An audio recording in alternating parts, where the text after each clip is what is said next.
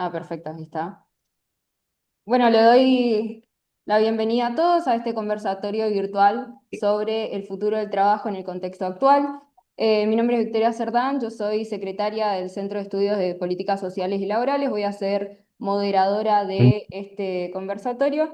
En primer lugar, agradecer a todos y todas por la presencia. Veo que somos muchos participantes, todos de varias provincias, así que destacar, ¿no?, el carácter federal de este encuentro, además presencia de todo el NEA, de las provincias de Corrientes, Chaco, Formosa y Misiones, y también resaltar que con los expositores que vamos a escuchar a continuación, bueno, estamos cubriendo todos los ámbitos que alcanzan esta reforma laboral, desde la visión académica, empresarial, sindical y política, así que la verdad creo que va a ser un gran evento, un gran conversatorio y se va a dar una buena charla. Bueno, destacar que esta actividad es organizada por la Cátedra de Derecho del Trabajo 2, Derecho Colectivo y la Seguridad Social, de la carrera de Relaciones Laborales de la Facultad de Ciencias Económicas de la UNE, en conjunto con el Centro de Estudios de Políticas Sociales y Laborales. El objetivo de esto es poder reflexionar, ¿no?, sobre el futuro del trabajo en el contexto laboral. Respecto a la modalidad, cómo va a ser la organización, en primer lugar van a exponer todos los disertantes, van a tener entre 10 y 15 minutos cada uno, y finalmente abriremos una instancia de preguntas, de conversación con todos los participantes. Respecto, bueno, a la acreditación para el certificado, le voy a pedir que en el chat puedan ir dejando su nombre completo y su DNI, entonces vamos tomando nota para después poder confeccionar los certificados. Si le parece, damos inicio entonces a las exposiciones. En primer lugar, vamos a escuchar al doctor Carlos Vara, jefe del Departamento de Derecho de la Facultad de Ciencias Económicas de la UNE, quien va a realizar una aproximación general de la reforma, deteniéndose en particular en la aplicación de las tasas de interés o recomposición del capital, y va a plantear también algunos interrogantes. Doctor Carlos Vara tiene la palabra. Bueno, muchas gracias. Buenas tardes.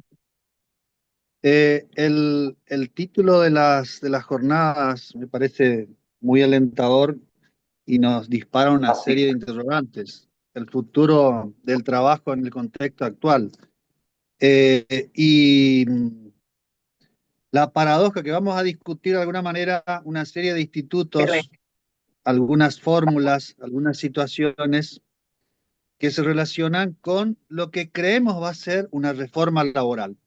Es decir, que vamos a hablar de la reforma laboral sin tener la reforma en la mesa, porque en nuestra organización institucional el Poder Ejecutivo, bueno, la está elaborando, se está discutiendo en este momento. Hoy no hubo acuerdo entre las distintas partes, la política, la empresaria, la sindical, por lo menos esa es la noticia, la última noticia que tenemos, y que sin perjuicio de ello, el 9 de diciembre se presentaría el, eh, el proyecto de reforma. Esta situación nos dispara también otra situación particular. Seguramente se va a tratar en extraordinarias, seguramente esas extraordinarias van a ser posterior al 10 de diciembre, con lo cual la composición de las cámaras va a ser distinta y la posición que pueda tener de fuerza determinada opinión respecto a los distintos institutos a aplicarse va a tener mayor o menor fuerza y mayor o menor posibilidad de implementarse. Eh, el contexto no es para nada agradable, porque tenemos un contexto nacional y un contexto internacional complicado en el cual el trabajo no aparece desprovisto de este contorno. El primer problema que encontramos, sobre todo en nuestro país, es los índices de desempleo. 7,9 el primer trimestre, 7,6 el segundo trimestre. Por supuesto que estos índices, que si bien son del INDEX, nos marcan si lo comparamos con la población económicamente activa o laboralmente activa, es decir, aquellos que están relacionados en dependencia, y hay que agregar una serie de trabajadores que por las razones de desarrollo económico, desarrollo cultural, despliegan su actividad de manera independiente. Los famosos monotributistas, que hace poquito salió la noticia que se iba a sacar esta categoría, con lo cual mucha parte de la actividad económica, laboral, iba a quedar de alguna manera con un déficit importante, no desde el punto de vista de la recaudación, sino desde el punto de vista del control social que ello ejerce. El estancamiento de la economía en nuestro país es otro de los problemas, y muchos atribuyen este problema a la deficiencia en cuanto a la normativa laboral. Seguramente en el panel tenemos gremialistas, tenemos empresarios. Nos van a dar o nos van a apuntar o nos van a ayudar a establecer alguna pauta de esta afirmación que estoy haciendo. Pero el estancamiento es constante, tiene un tiempo prolongado, y sabemos que cuando la economía se estanca, todas las variables económicas decrecen. Y el trabajo no, es la primera que se ve afectada por esta situación. Otro aspecto que ya no es solamente nuestro, sino es general, es el impacto de las tecnologías. Las tecnologías están modificando la estructura económica y la estructura de la relación empleador-empleado. Casos puntuales. Estuve recientemente en California, quinta economía del mundo, y ya los taxistas no son taxistas, sino que son autos autónomos que andan, van y respetan las señales de tránsito mejor que un conductor humano. Es un ejemplo, pero es cómo se va modificando la economía norteamericana, la economía china, Europa. Por ahí tienen otras necesidades, pero vuelven a los problemas relacionados con el trabajo. En Bélgica creo que había un paro de trabajadores en este momento, con cuestionamientos sindicales respecto de la pérdida del estado de bienestar que tiene el empleado. Fíjense qué interesante. Economías súper desarrolladas, con crecimiento importante, con todos los beneficios muy alejados de nuestra realidad, tienen problemas similares a los nuestros. Y nosotros, en este choque de culturas, de producción, no producción, importación, no importación, expandirse al mundo, hoy encuentro la noticia de que Whirlpool, una empresa de electrodomésticos de Pilar, cierra la fábrica con 220 despidos. ¡Qué golpe! ¡Qué golpe para empezar a hablar de estos temas hoy precisamente! Eh, bueno, esta es la situación que tenemos y ante la cual debemos repensar o pensar cuáles son los paradigmas que debemos seguir. ¿Por qué digo los paradigmas que debemos seguir? Porque los paradigmas que nuestra ley de contrato de trabajo, nuestro derecho laboral seguía, tienen 50 años. Y si nosotros nos mantenemos en esa posición, seguramente no vamos a llegar a buen puerto. Se habla, vamos a hacer contratos laborales. Perfecto. Tuvimos un ejemplo en la década del 90 de los contratos que se los identificó como contratos basura, que eran contratos laborales precarios. Pero bueno, era una forma. Lo que pasa es que los argentinos por ahí somos bastante ingeniosos en utilizar los atajos y lograr que esos atajos nos permitan a nosotros cierta ganancia. Bueno, fueron contratos basura, pero yo creo que el contrato puede ser una solución. buscando entre los antecedentes legislativos que están en estado parlamentario, encontré un proyecto de un diputado, Milman, que habla del CUT, Convenios Único de Trabajadores. Y es un no sé qué que deja sin efecto las indemnizaciones, que crea un fondo de desempleo eh, bastante extraño, pero que es más que nada humo. Tenemos que evitar que el derecho laboral, los institutos laborales y las relaciones de empleador y empleado se transformen en humo, porque sabemos que algunos van a decir los más afectados son los trabajadores, los más afectados son los empresarios, todos son afectados, todos son afectados y ahora seguramente voy a ir contando algunas situaciones que me permiten a mí tomar ciertas conclusiones por lo menos a nivel local de la provincia del Chaco y la trascendencia de algunas cuestiones a nivel federal. Eh, Se habla mucho del principio de progresividad, es decir, ir para adelante, no regresividad, que está reconocido expresamente por los tratados constitucionales de derechos humanos que hoy tienen jerarquía constitucional, 75, inciso 22. Pero yo ya lo dije en el 94, este artículo, esta incorporación nos iba a traer problemas porque genera una expansión de derechos importantes y por ahí los derechos son muy importantes, pero como hablan los yanquis, los derechos tienen costos y los costos, si no lo pagan los particulares, tiene que pagar el Estado, con una modificación importante de los paradigmas en cuanto a su elaboración. Adentrarme en esto sería adentrarme en cuestiones netamente políticas que creo que exceden este marco, pero es para tener en cuenta. El principio de progresividad, como si fuera poco, que aparece en los tratados con jerarquía constitucional, que por su ubicación normativa son de aplicación a rajatablas, y de hecho la Corte lo ha considerado de tal manera en varios fallos y fundamentalmente el perfil donde marcó en el 2018 el ámbito de las resoluciones de la Corte Interamericana como órgano creado por un tratado de jerarquía constitucional. Eh, hay quienes hablan del fetiche del progresismo, yo creo que eso no es así, y que esta situación necesita una modificación, creo que necesita una modificación.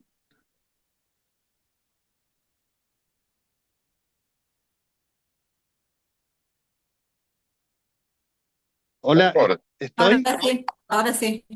Estoy, ay, perdón.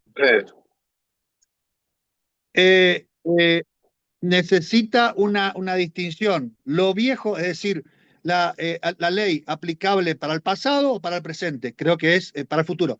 Creo que es necesario que la ley, que distingamos esto y que esta base sea el principio rector de cuál será la orientación normativa que vamos a discutir. El fetiche del progresismo, leí el otro día, sí, porque el progresismo no es así, no se afecta con el... Pero era una explicación que se daba fundamentalmente con la derogación de toda la normativa sancionatoria de la 27742, ley bases, respecto de la 25323, 24013, pero esto ya la Corte dijo, y las cámaras federales laborales ya hablaron de el carácter sancionatorio y el carácter indemnizatorio, hicieron esa distinción que es bastante interesante y que de alguna manera limita o restringe la discusión. Yo creo que es fundamental la participación de los jueces. Cualquier reforma judicial, cualquier reforma normativa en derecho laboral tiene que ser acompañada por la justicia, porque la justicia es la que interpreta la norma y aplica a ella adecuadamente. Fíjense ustedes que la aplicación estricta de una norma me podrá a mí determinar que la indemnización sea de X salario por X cantidad de años de antigüedad, con tope, sin tope. Bueno, esas son discusiones particulares. Pero ¿qué pasa si el juez me aplica como recomposición del capital que me corresponde como trabajador en una indemnización, sin importar si hay causa o no hay causa, estará discutida, pero si me impone una tasa activa o si me impone una tasa pasiva, resulta que hoy la tasa pasiva es mucho más que la activa y modifica considerablemente la estructura del monto final de la sentencia, que lo triplica si se utiliza la tasa pasiva con respecto a la tasa activa. O algunos criterios que utilizaron las cámaras federales de Buenos Aires, en los cuales la Corte se ha entendido o ha actuado en el año 24, en agosto, dictó dos fallos. La cuadra contra DirecTV sobre la aplicación, aplicaban como cláusula de estabilización ser más 6%. Directamente el empleado dejaba de ser empleado y se transformaba en un verdadero banquero, con lo cual tenía repercusiones nocivas respecto de la empresa. Es decir, busquemos el equilibrio, evitemos que se produzca exceso de parte del empleador, exceso de parte del trabajador y busquemos un equilibrio. También ha considerado no razonable las multas aplicadas en el caso Domínguez Llanina contra Muresco, en la cual consideró excesiva una multa y la aplicación y disminuyó el del 132 bis, referido a la certificación de aportes y servicios. ¿Sí? Sigo. Es decir, va a ser muy importante, es una pata muy importante, no solamente necesito la ley, sino que necesito la justicia y los operadores de la justicia.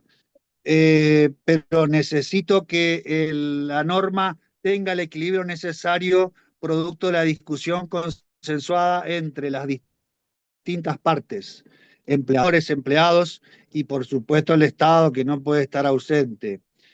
Considerar que el Estado esté ausente en esta relación va a hacer fracasar cualquier norma.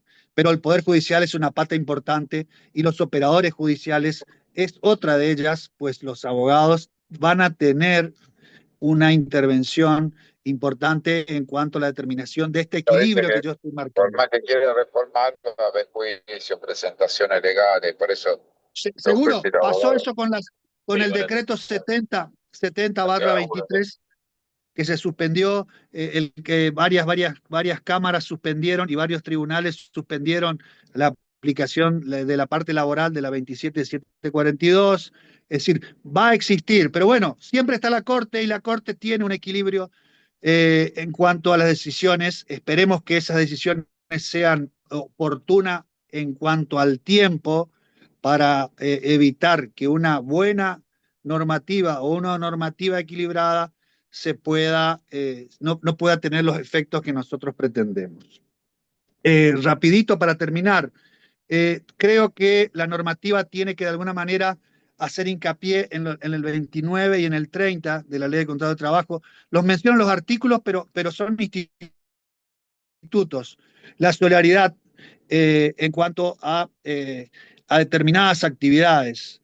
Es necesario eso, la responsabilidad de los directores, de los gerentes, y la Corte ya se pronunció hace poco en Oviedo contra Telecom, pero bueno, no podemos dejarle toda la Corte, tenemos que hacer una norma que sea razonable y adecuada, equilibrada, para que permita que esto pueda funcionar. Eh, por supuesto, la resolución, después que tengamos la norma, tendrá que ser el caso particular y tendremos que ver cómo en el caso particular cada una de las situaciones son resueltas. Un aspecto que yo creo que debe ser abordado tanto para empleadores como para empleados es la relacionada con la indeterminación de los plazos. Yo creo que es una forma importante de evitar el exceso que se puede generar cuando se excede el periodo de prueba o el periodo de prueba no es el adecuado. Por supuesto, esto es relacionado con la registración o no registración, pero creo que el 99 tiene que tener algún equilibrio que hoy no lo tiene. Cuando hablo de artículo, menciono instituto, la indeterminación del plazo. Y fundamentalmente, por el principio de progresividad, que yo creo que no podemos apartarnos de él, todas las reformas que se puedan dar de acá, del 9 o del 10 de diciembre en adelante, tendrán que tener o tendrán que estar dirigidas hacia el futuro y no hacia las relaciones consolidadas ya existentes. Bueno, esas son algunas de las situaciones que creo que son de interés, que son importantes para hacer tener en cuenta para lograr este equilibrio que estoy proponiendo o que estoy anhelando para tener una norma moderna, adecuada y que permita desarrollo armónico y sostenible, no solamente de la relación empleado-empleador, sino que también es el motor del desarrollo de nuestro país en este caso. Muchas gracias. Bien, muchas gracias, doctor. A continuación, bueno, le recordamos a los expositores que tienen 15 minutos para exponer. Continuamos con el doctor Nicolás Repeto, asesor legal de la Secretaría de Trabajo de Corrientes, quien expondrá sobre trabajadores de plataforma. Adelante, doctor. Buenas tardes, muchas gracias a todos. En primer lugar, quiero agradecer a la doctora Victoria Cerdán, a la doctora Daniela Gómez Carelli por la convocatoria y por la invitación a participar de este conversatorio en la Facultad de Ciencias Económicas. Por razones de haber asumido con anterioridad una actividad, tengo que asumir como parte del directorio del Colegio de Abogados en breves instantes. Es que le solicité a la doctora me conceda la posibilidad de adelantar la presentación, así que les agradezco a los expositores que debían tomar en este espacio en este momento por haberme cedido la oportunidad de adelantarme en la presentación.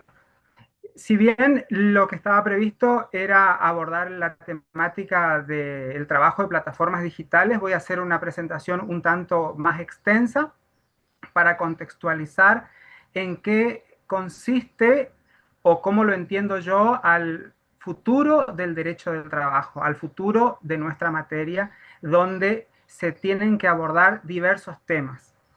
Recordaremos que el derecho del trabajo nació como respuesta a la cuestión social de la primera industrialización, allá por los años 1760, que duró hasta 1840, con el nacimiento o el surgimiento de la máquina de vapor, con el traspaso del taller a la fábrica, de ese obrero artesano al trabajador.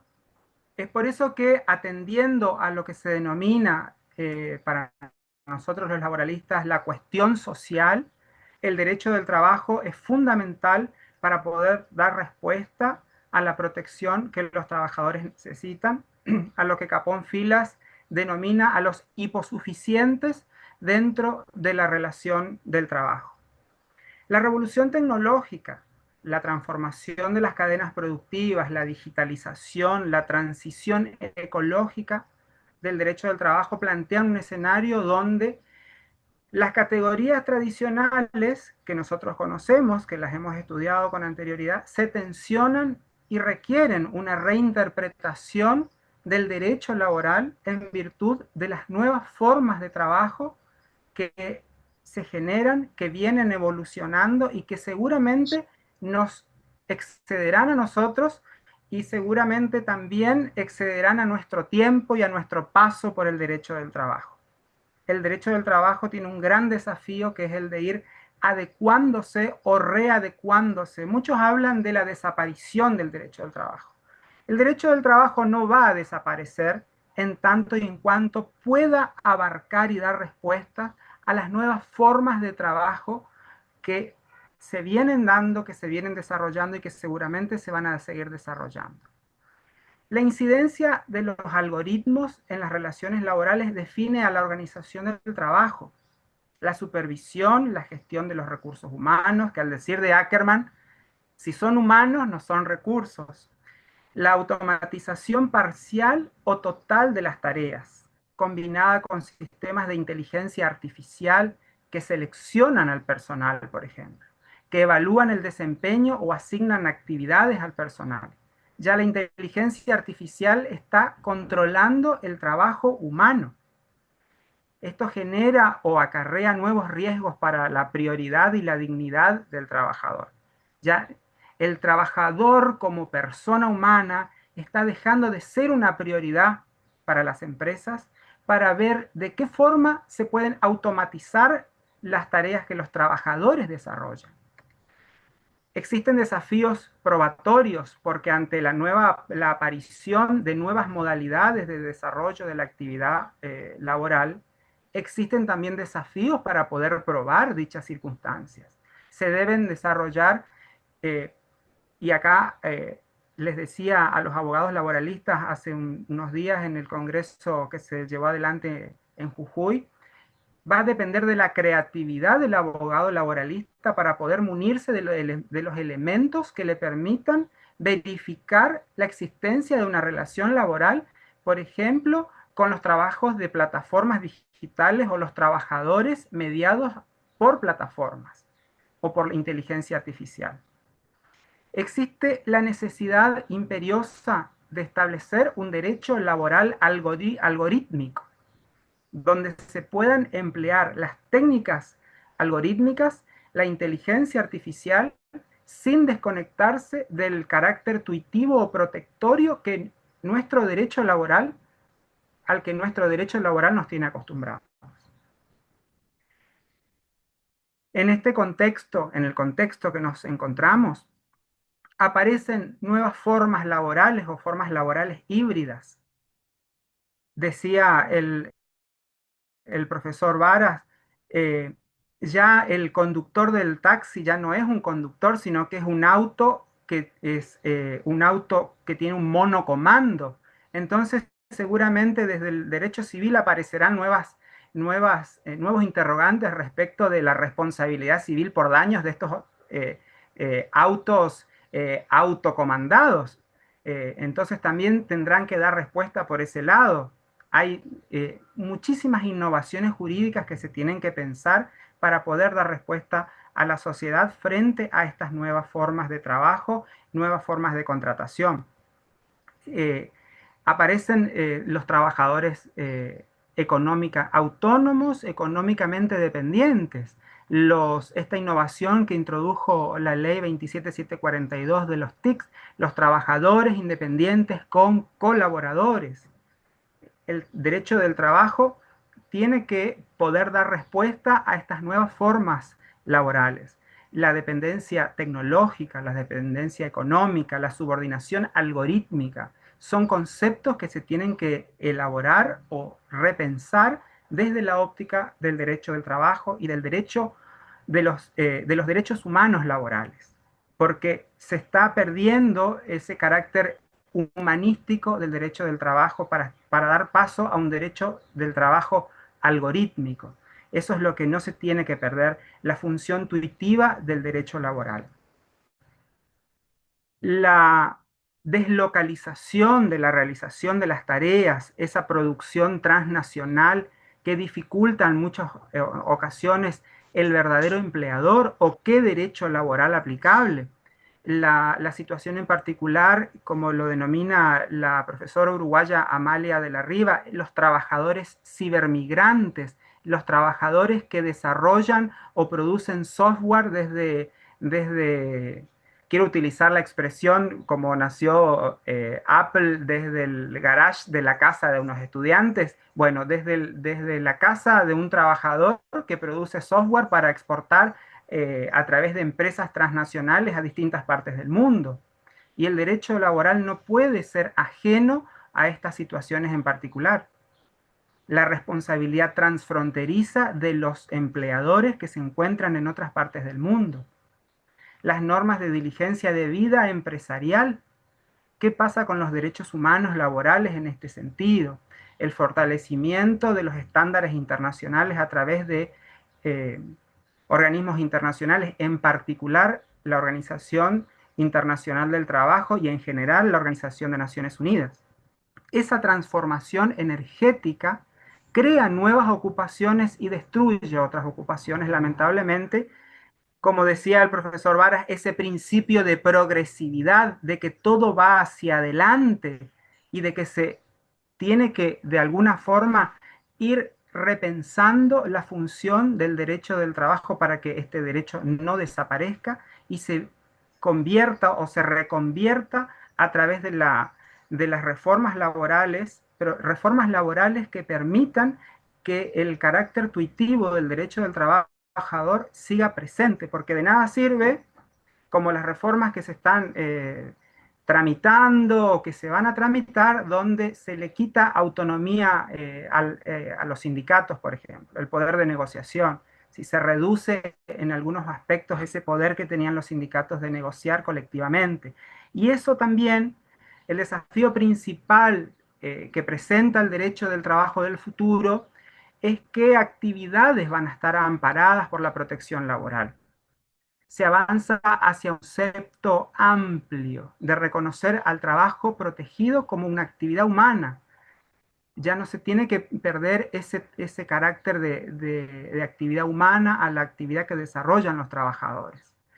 Se tiene que pensar a que la actividad humana que genera lucro, que se desarrolla para otra persona, que tiene la obligación de abonar por esa tarea que se le encomienda al trabajador, debe estar protegida.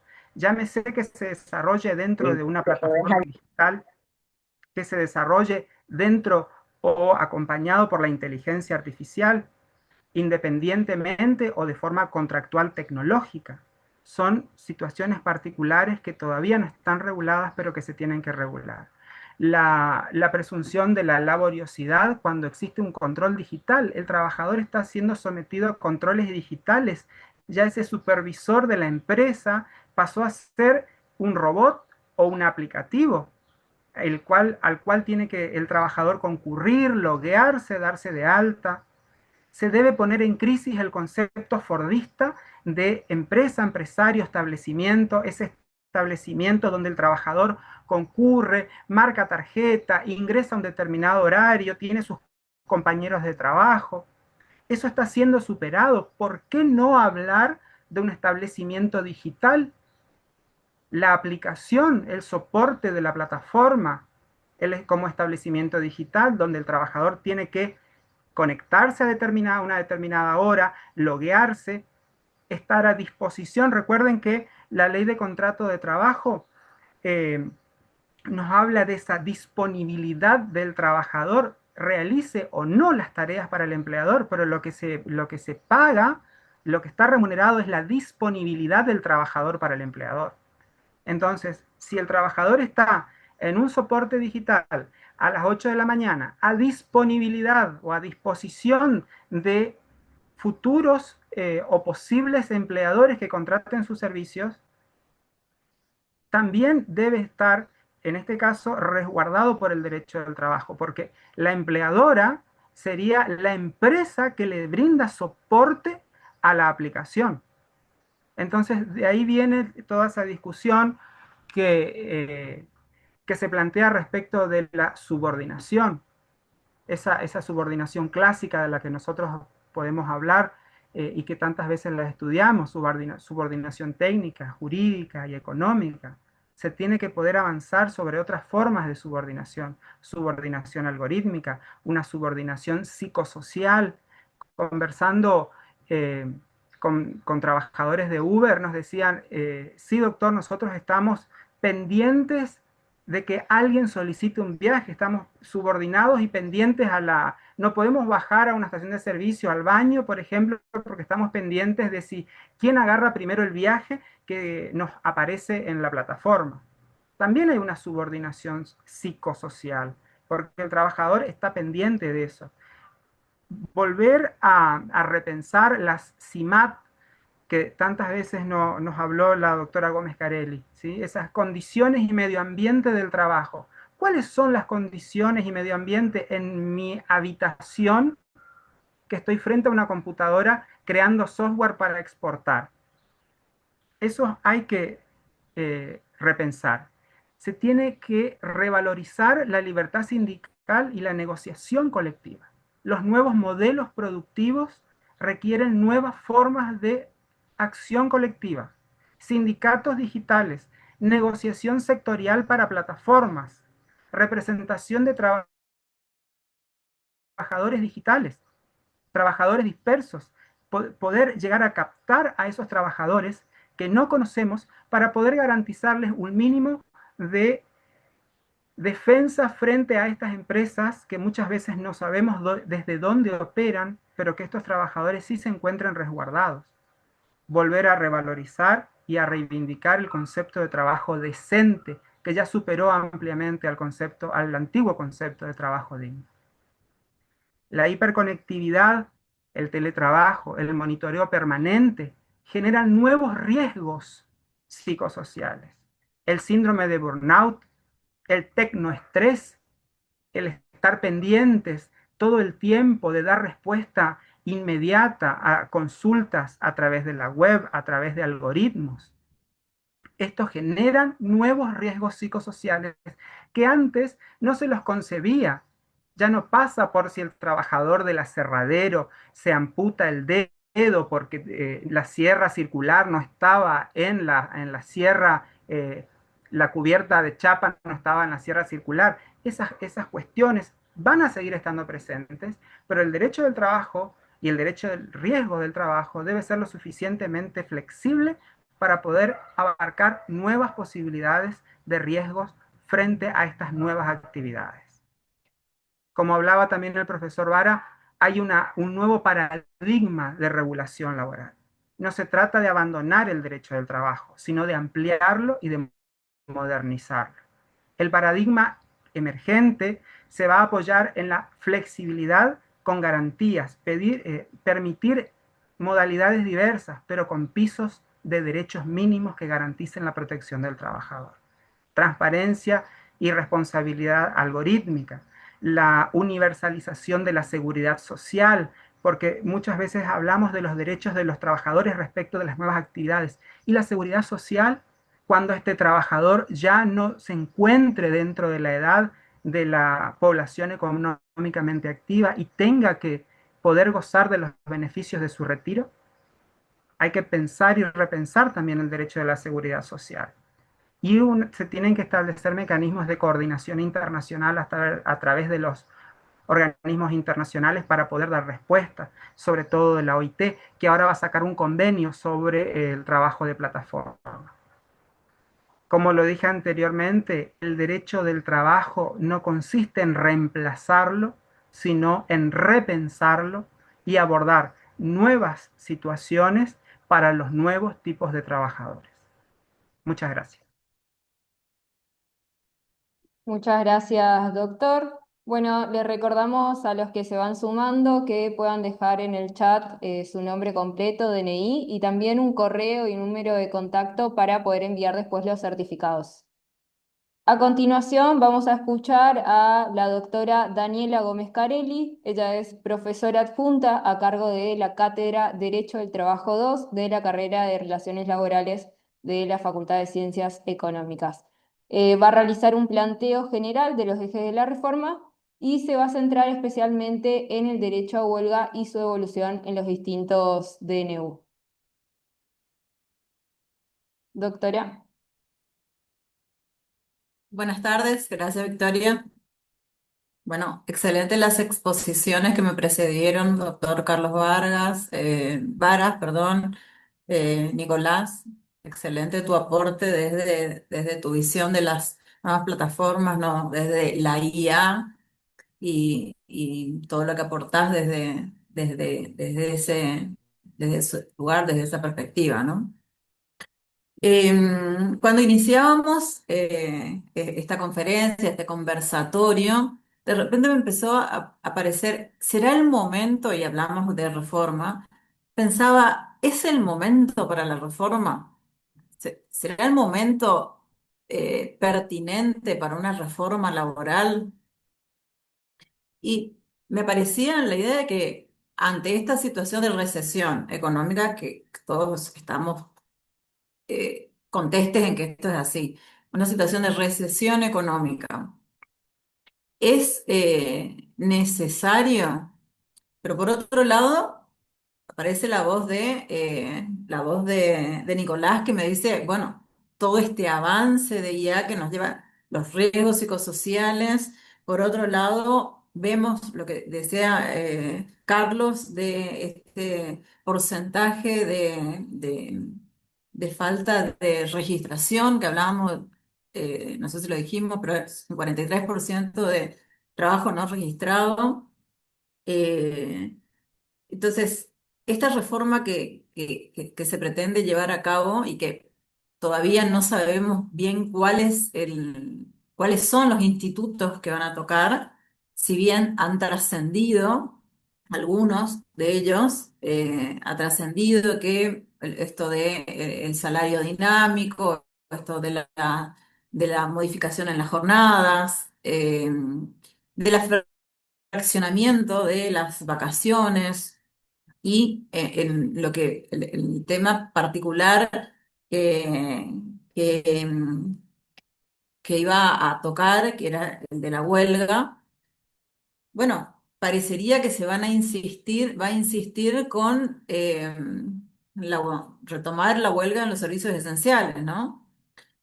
Eh, Primero, quisiera destacar dos cuestiones. Una, por qué nació el derecho del trabajo. De alguna manera, Nicolás lo hizo desde un principio y subyace, pero quisiera retomar esa idea.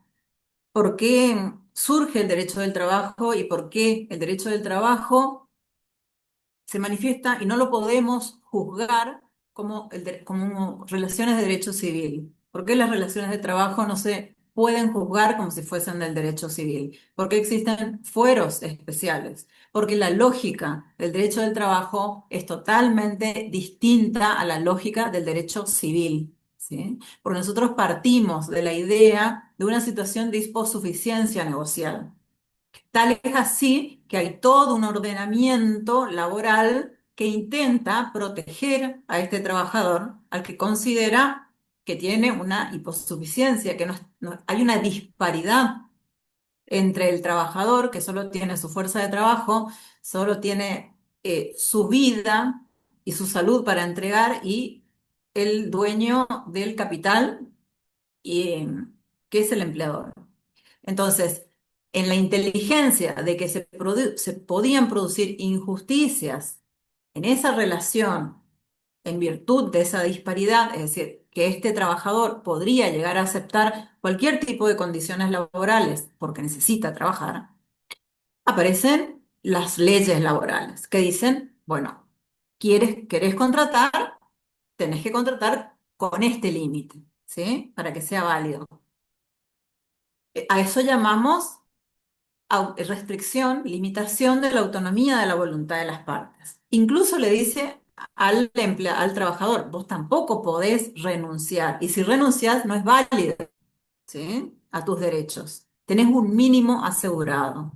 En esa inteligencia de que podrían darse ciertos abusos, surge el derecho del trabajo y aparece la ley de contrato de trabajo, aparecen la ley de riesgos de trabajo, la ley de jornada, ya en la época de Irigoyen, la ley de jornadas y distintas normativas que van a tender siempre a proteger. Nuestro derecho al trabajo es tuitivo y es protector y es de lo cual no nos podemos apartar. Ahora bien, cuando el trabajador tiene que negociar, entonces tenemos un mínimo.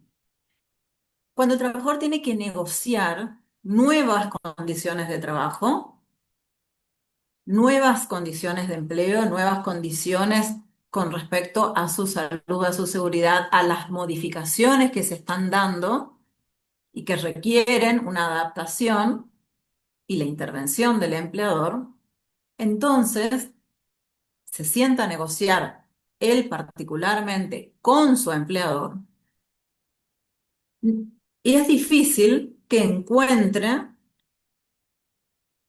un acuerdo que pueda acordar una mejora. Distinta es la situación cuando esto lo propone un sindicato. Entonces, cuando toda esta organización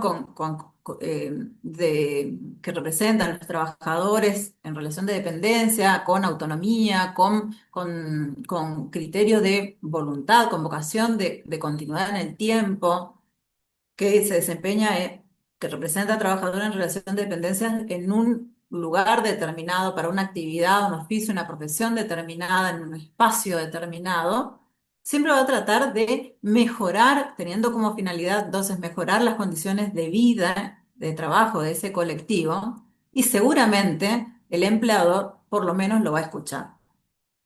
Se va a sentar a escuchar. Es diferente que yo como trabajadora me siente con mi empleador a proponer una mejora para mí, a que lo haga el sindicato. ¿Sí? Y esto es el poder de fuerza que tiene el movimiento sindical. Y esto es el poder o eh, la acción sindical. ¿Sí? Y la acción sindical se ve respaldada en virtud de que puede llamar y convocar a esta medida que está convalidada, garantizada por la Constitución Nacional, que es la huelga. ¿Sí?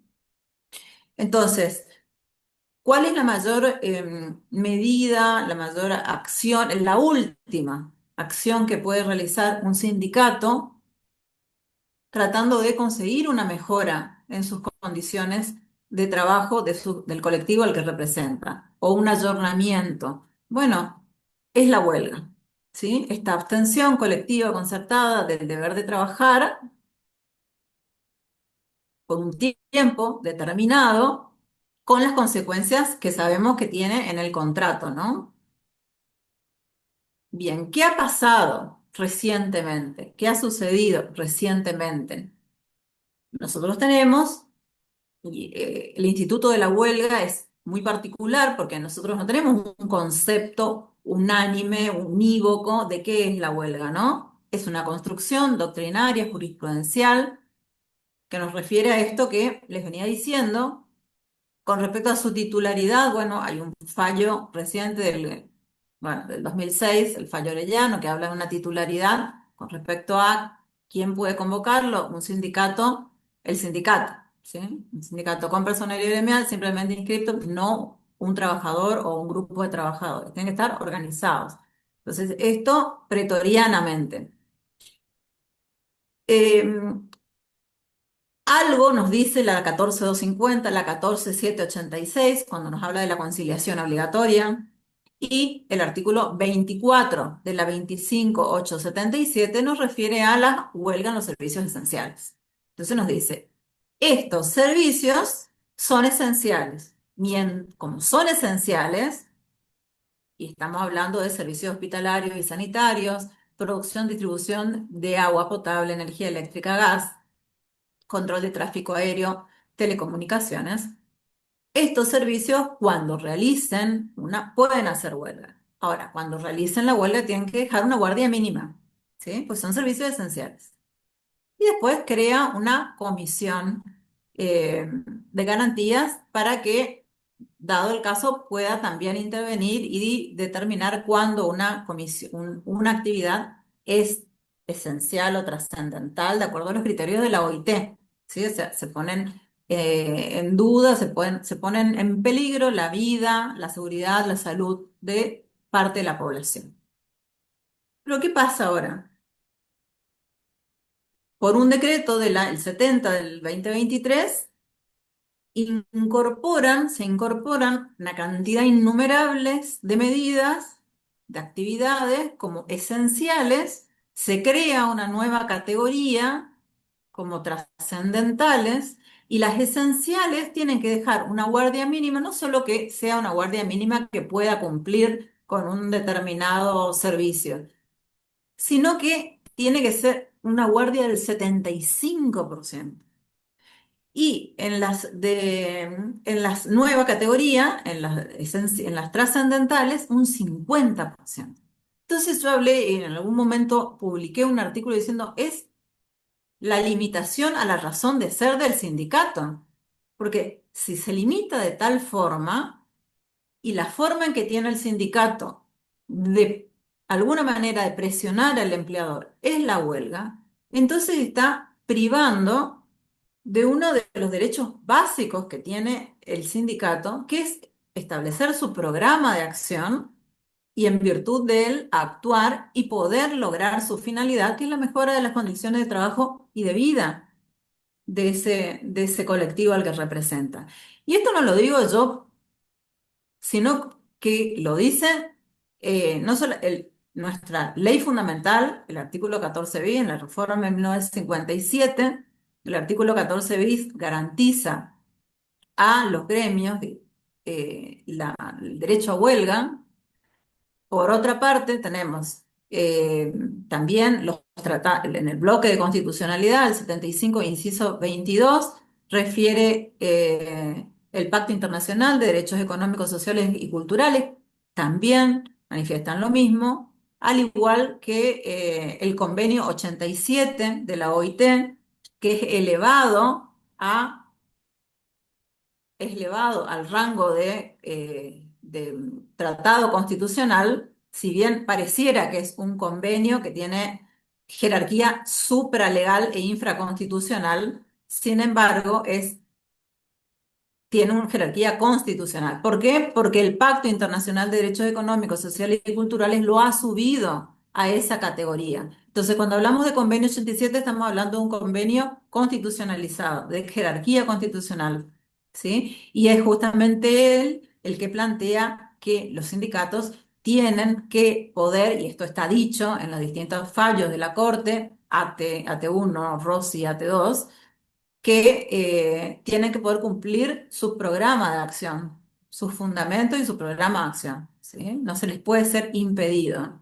Entonces, esto está regulado y esto se vería afectado si se incorpora en la reforma una modificación del mismo tipo de los que ya se ha intentado por decreto. ¿Por qué no han progresado estos intentos?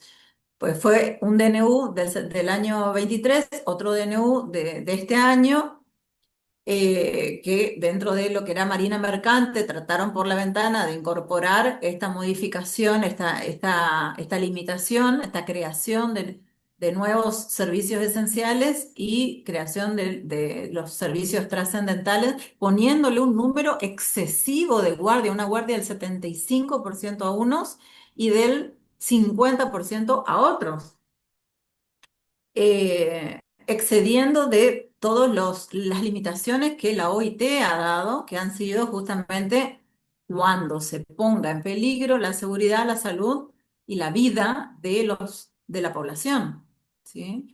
No han podido ingresar ahí, ¿por qué? Porque la Cámara Nacional de Apelaciones ha dicho que es inválida, ¿sí?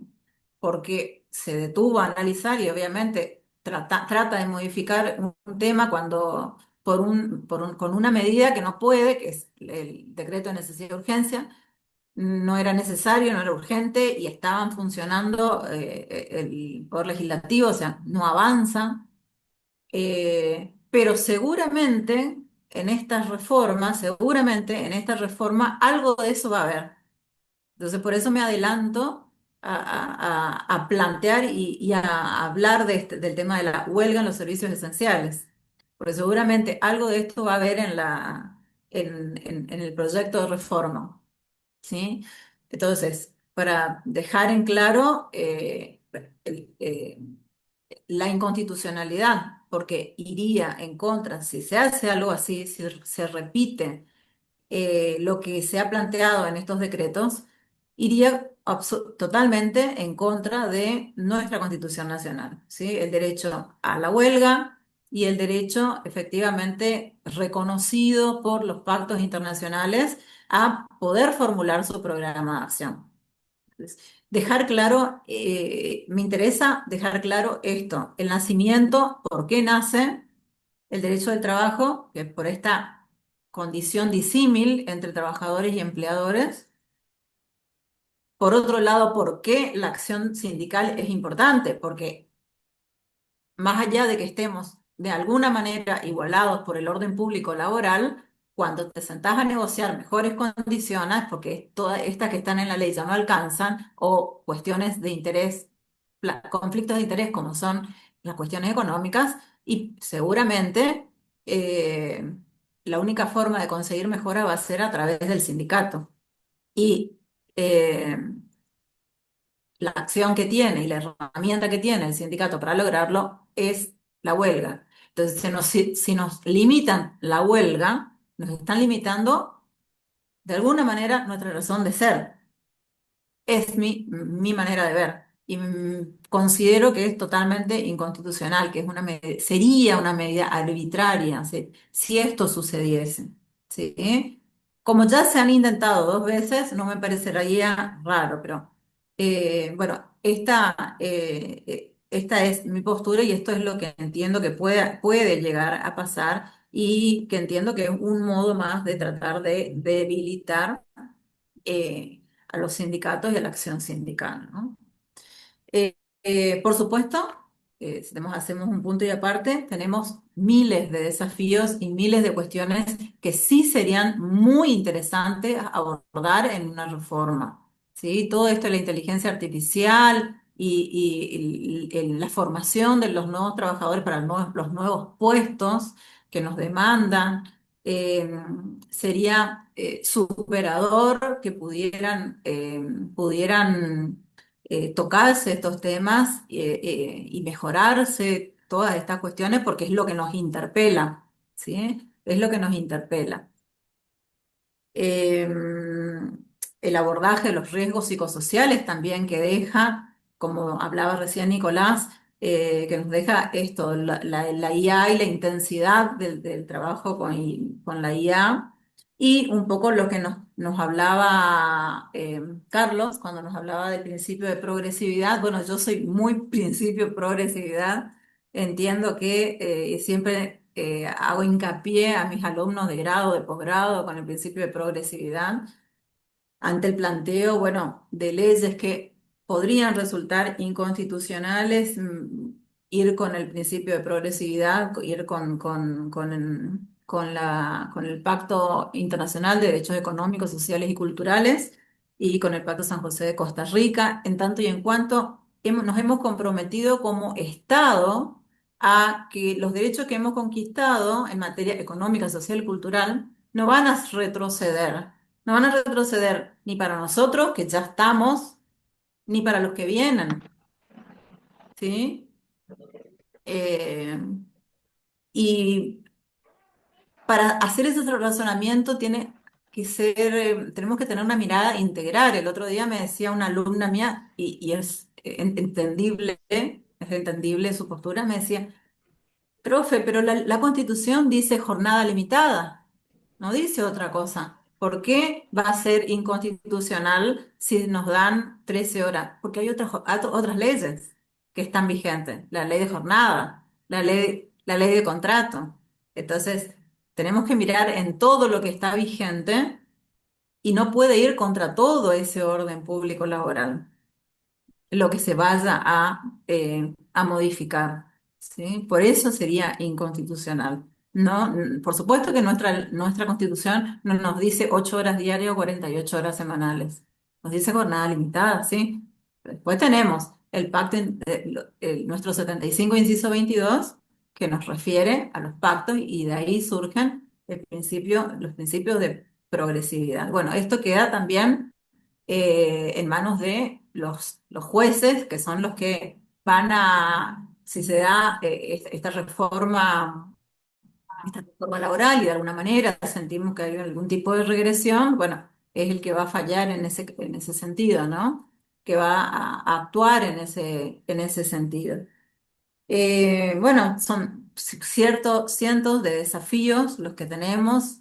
No podemos negar esto que nos interpela, que es la IA, las modificaciones, las mejoras, pero siempre y cuando no perjudique al trabajador, ¿sí?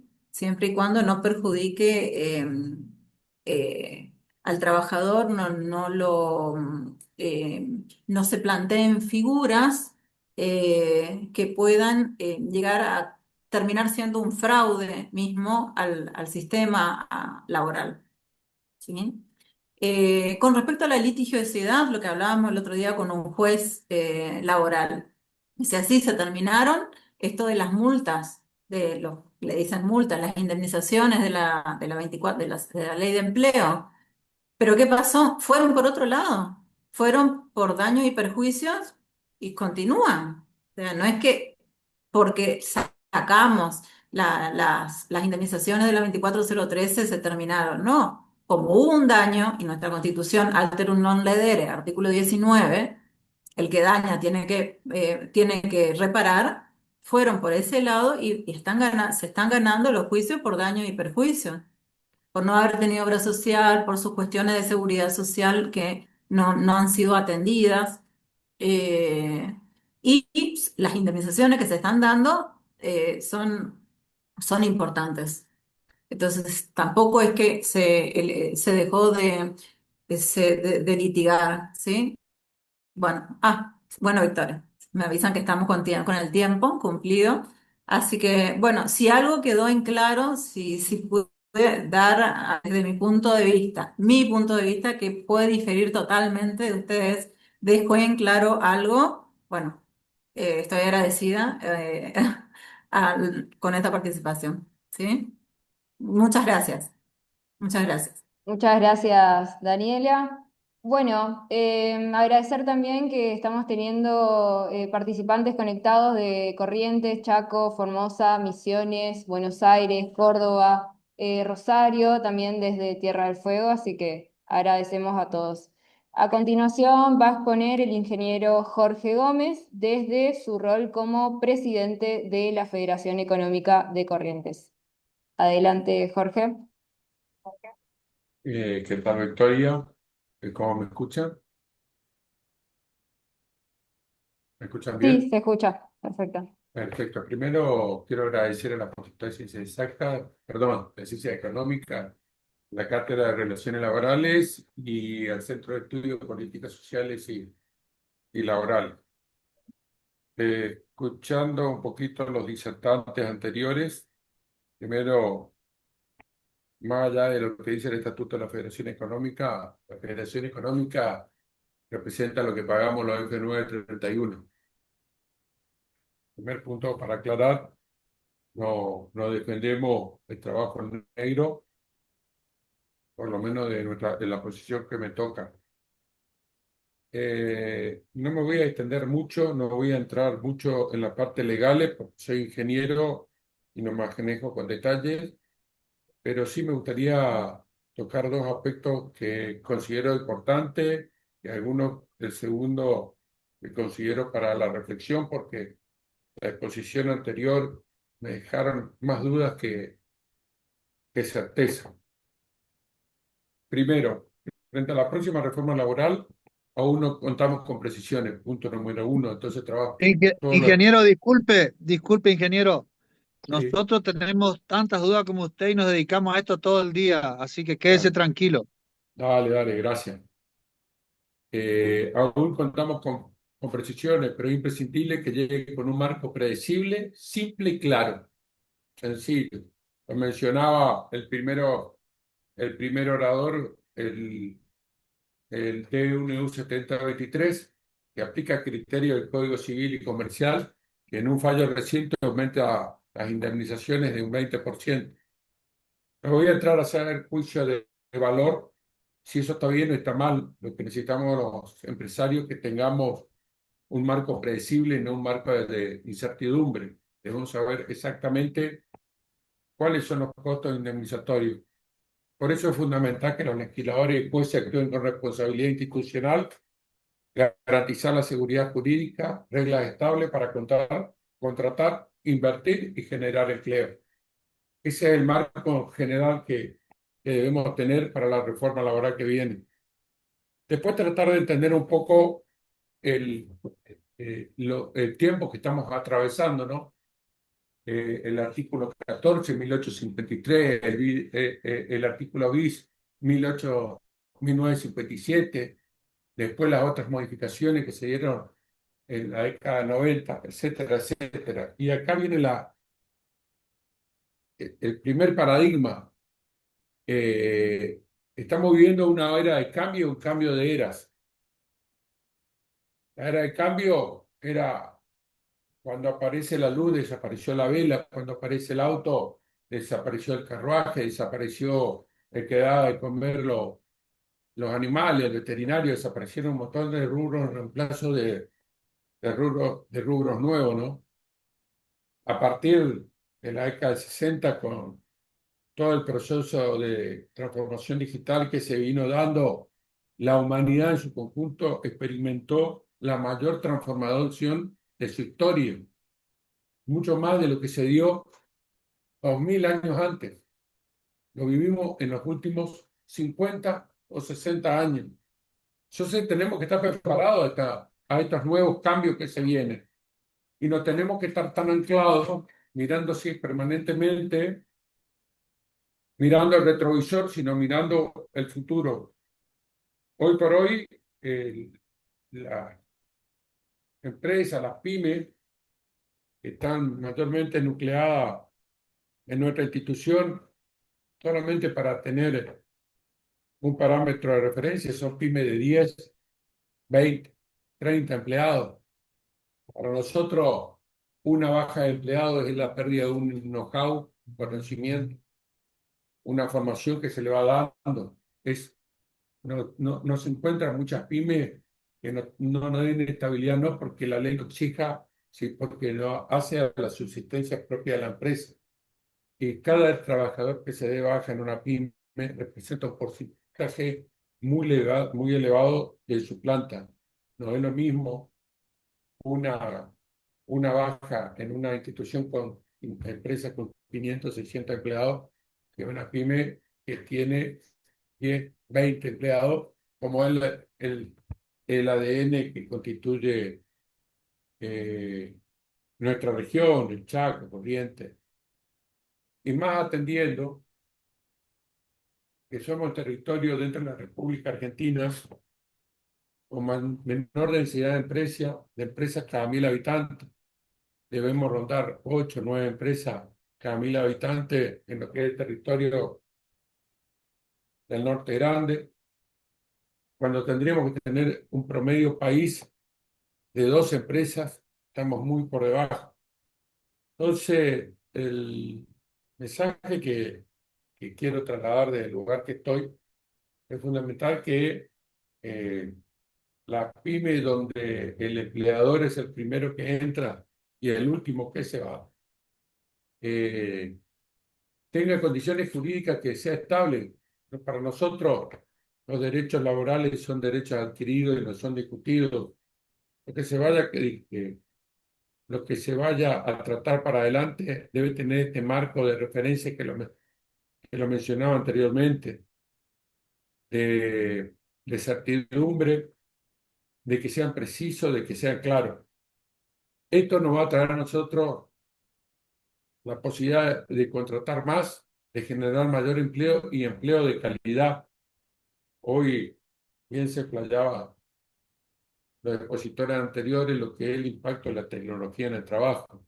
Eso significa calidad de trabajo, empleados con mayor nivel intelectual, y lo que acá se necesita, y no se hizo referencia, pero es muy importante, el sistema educativo tiene que mejorar sus índices de calidad, su índice de aprobación, para tener mayor y mejor mano de obra calificada. Hoy por hoy somos el sector que menos trabajadores tiene la actividad privada. Debe estar en el orden de los 3 millones, 4 millones, sobre 45 millones que tiene la población argentina.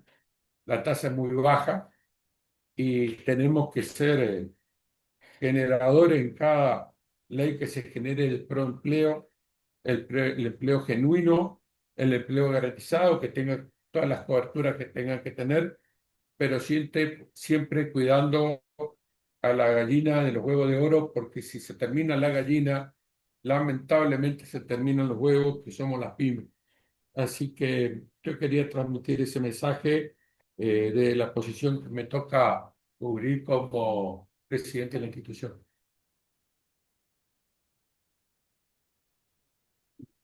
Bien, muchas gracias, ingeniero. Vamos a continuar con la exposición del doctor Jorge Woznicka, secretario adjunto de la CGT Chaco y secretario general del Sindicato Telefónico Chaco. Va a exponer sobre la estructura sindical con referencia al derecho laboral y el proyecto de reforma laboral.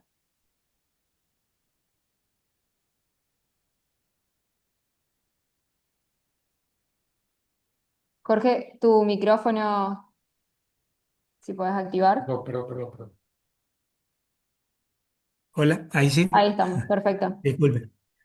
Bueno, muchísimas gracias, doctora Victoria Cerdán, a la institución que preside, mejor dicho, que representa, a la Casa de Altos Estudios, a la Universidad, a la Facultad de Ciencias Económicas, al departamento, especialmente por esta invitación a participar de este evento realmente muy importante porque los expositores que me precedieron realmente una calidad que vale la pena destacar y que realmente aporta mucho en este intercambio que debemos tener en tiempos en donde se toman decisiones tan importantes como la que está jugando nuestro país.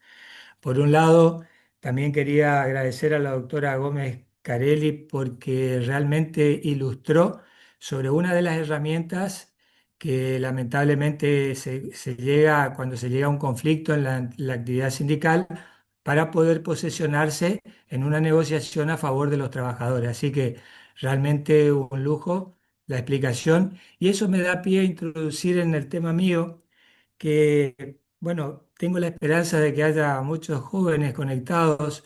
Le pido disculpas un poco a todos aquellos que sean dirigentes sindicales porque van a escuchar algo que quizás ya lo saben de memoria, pero hay un problema muy grave en la sociedad argentina con respecto a la desinformación de qué es una organización sindical, cómo funciona y cómo se financia.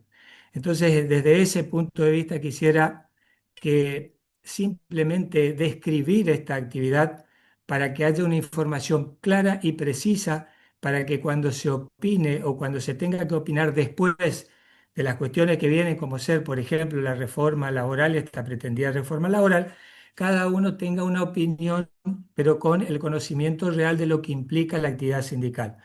La actividad sindical está compuesta en primer grado, en primer lugar, por los trabajadores, ¿sí? Es la reunión y es la posibilidad de que los trabajadores se junten en una organización para la defensa de sus derechos. Está compuesta por trabajadores, esto se llama sindicato, ¿sí? Es una organización de primer grado en la que los trabajadores y las trabajadoras se afilian a este sindicato que va a representar una especialidad. Esta especialidad está dada por el tipo de trabajo y de tareas que realizan. El sindicato tiene como norma principal un estatuto que, para que se entienda, es como la pequeña constitución del sindicato y es la que reglamenta la actividad.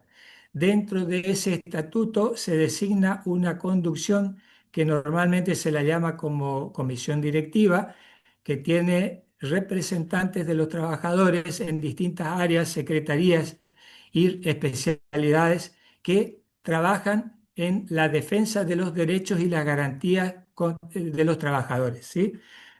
Esto es sumamente trascendente e importante porque la ley 23.551, que es la que reglamenta la actividad sindical en nuestro país, establece que los trabajadores tienen derecho a esta organización porque necesitan la representación, como lo dijo la propinante anterior, ante por la negociación que tienen con la contraparte que es patronal y o empresa, y sobre todo cuando se trata de empresas de mucho poder o multinacionales. Entonces, ahí es donde con los sindicatos se establecen las pautas que vamos ahora a la institución de segundo, la organización de segundo grado dentro de una organización gremial. Son las federaciones. ¿Qué son las federaciones? Las federaciones son aquellas entidades y organizaciones gremiales que nuclean únicamente a los sindicatos. Ya no representan directamente al trabajador como persona física, sino a través de sus sindicatos como organizaciones con personería gremial o inscripción. Estas federaciones normalmente también tienen una conducción y tienen un estatuto, ¿sí? Este estatuto es la carta magna que rige el funcionamiento de la federación. ¿Tá? En ese sentido, las federaciones son las que establecen las pautas de las relaciones laborales con las empresas en las que se desempeñan los trabajadores. Esto se llama comisión paritaria, ¿sí? La comisión paritaria es un instituto que tiene la organización gremial y que tiene un sentido de negociación bilateral. ¿Qué significa esto? Que por un lado se sientan los representantes gremiales, ¿no es cierto?, de la federación o de los sindicatos, y del otro lado la patronal, para establecer, y esto es lo más importante, las condiciones de trabajo, las condiciones de higiene y seguridad y la carrera empresarial y las escalas salariales. ¿Tá? Entonces ahí es donde determinamos las condiciones de trabajo que son fundamentales, porque ahí es donde se cuida la vida, la salud del trabajador y además se establece cómo y en qué condiciones va a trabajar. La carrera empresarial es la que determina, porque ahora vamos a hablar un poquito del tema de la posible reforma que determina la posibilidad de progresar del trabajador según sus capacidades, sus perfiles o la actividad que desarrolla. Y eso va directamente proporcional con el salario que va a ganar. Y la tercera cuestión es la estabilidad laboral dentro del marco contractual más la seguridad social que debe tener un trabajador bajo las leyes argentinas. ¿Qué es el marco de seguridad social? Son los aportes jubilatorios, la obra social, ¿sí? Y bueno, y después viene el tema que quizás a mí me preocupa y por eso yo vine a exponerlo acá para tratar de informar bien sobre el tema, porque si no, por allí aparecen algunas personas en los medios y dicen cualquier cosa y eso desinforma y a nosotros nos preocupa porque lo peor que hay es la desinformación. Miren, para que puedan entender cómo se financia esta estructura, que en definitiva también puede tener un tercer grado, que son las confederaciones, ¿sí?, de los movimientos obreros y que representan la política gremial de un sector, de un determinado sector y del interés de un sector.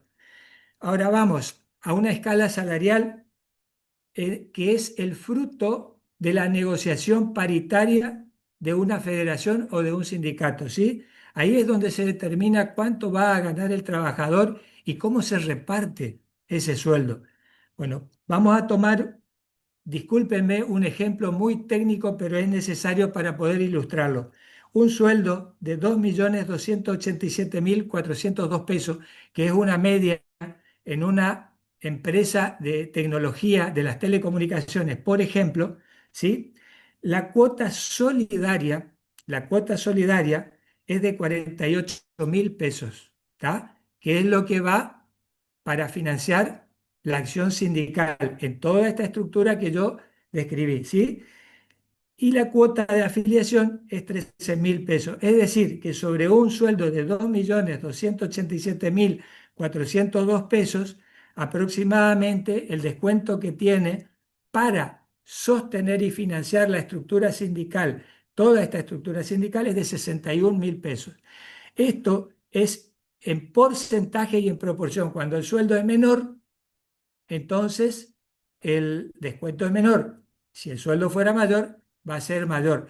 Pero, ¿por qué lo aclaro? Porque un funcionario de lo que es la desregulación nacional, digamos, salió a los medios a decir que con la reforma laboral se le podría, quitándole esta financiación a las organizaciones gremiales, se le podría hacer ganar más o menos 100 palos, que no sé qué significa, 100 lucas, perdón, a los trabajadores. Y esto es una mentira, porque para que se le haga ganar 100.000 pesos a un trabajador sin ningún descuento para los sindicatos, tendría que ganar aproximadamente 4 millones de pesos. Yo no sé qué trabajador en la Argentina, esté convencionado o no, puede llegar a ganar 4 millones de pesos. A todo esto tenemos que tener en cuenta el descuento de obra social. Este es un tema fundamental y muy importante. El descuento en ese monto de sueldo es aproximadamente 61.000 pesos, ¿sí? Bueno, la obra social, ¿qué significa para el trabajador y para su familia? Significa la cobertura ni más ni menos que de la salud del trabajador y su familia. Fíjense que por el módico precio de 60.000 sobre un sueldo de casi 2.300.000 pesos, el aporte es 60.000. Si ustedes van a una prepaga por su cuenta y averiguan cuánto es la cuota para una persona o para un grupo familiar, se van a dar cuenta que no importa el sueldo que tengan, va a ser más que el doble. ¿Entienden? Bueno, pero ¿por qué se da esto? Porque la organización que tienen Disculpe, doctor, quedan Sí, 2 minutos, así que si podemos ir cerrando, bueno, redondeo, gracias. Victoria. Bueno, yo, discúlpeme, pero bueno, ahora quería poner frente a esto la organización sindical frente a las reformas laborales, cuestiones que nos preocupan y nos preocupan muchísimo. Si bien el doctor Vara bien lo dijo, todavía no está sobre la mesa la reforma para que la analicemos, pero los trascendidos son los siguientes. El fondo de acumulación de horas, por ejemplo, el salario dinámico. El salario dinámico está dando por las escalas salariales en los convenios colectivos de trabajo, ¿no es cierto? El ius variandi es la facultad que puede tener indiscriminada de un empleador de cambiarle las condiciones de trabajo a una persona. Esto, ¿cómo lo van a reglamentar? El pago de salario con bienes y servicios. Hay experiencias muy negativas al respecto, porque eso ya se está haciendo y donde un trabajador termina debiéndole a la patronal dinero y trabaja para pagar deuda. Jornada de 12 horas, ¿cómo sería eso? Convenio por empresa, eso ya está. Y los convenios por empresa determinan la necesidad que pueda tener una determinada especialidad en cada empresa y en cada lugar. Por ejemplo, no es lo mismo una empresa de cualquier especialidad en el sur del país, por ejemplo, en Ushuaia, Chubut, Santa Cruz, donde hay temperatura bajo cero, que en Chaco, Corrientes, Salta o Misiones. Entonces ahí es donde los convenios colectivos se ayornan y en la mesa de negociación es donde se establecen estas condiciones. Yo, hay un montón de cuestiones mucho más importantes que todavía yo creo que se van a debatir, pero cuando el presidente fue candidato, yo lo escuché decir de que las relaciones laborales él las iba a dejar que se determinen entre los empresarios y los gremios. Y a mí me pareció muy sensato y realmente muy bueno. Sin embargo, ahora el Estado está interviniendo y tratando de modificar las normas prácticamente sin participación sindical. Entonces, esto genera realmente una preocupación porque la verdad es que no queremos que el trabajador sufra ningún tipo de desmedro y que la necesidad de la reforma tiene que ir al 43% de informalidad que hay dentro del país, no lo que ya está bien y lo que ya está contenido. Así que bueno, disculpen y muchas gracias. Muchas gracias, Jorge. Bueno, disculpa que te cortes más que nada por una cuestión de tiempo. Hay otras actividades desde la facultad y nos piden que liberemos el aula a las 7:15. Solamente por eso le pido que podamos cumplir con el tiempo. A continuación vamos a escuchar al señor Hugo Jara, secretario general del Sindicato Telefónico de Formosa y subsecretario de Asuntos Sindicales de la provincia de Formosa, quien va a abordar el tema de la reforma laboral y los principios del derecho. Adelante, Hugo. Buenas tardes, señores, señoras, autoridades y representantes académicos, sindicales y empresarios.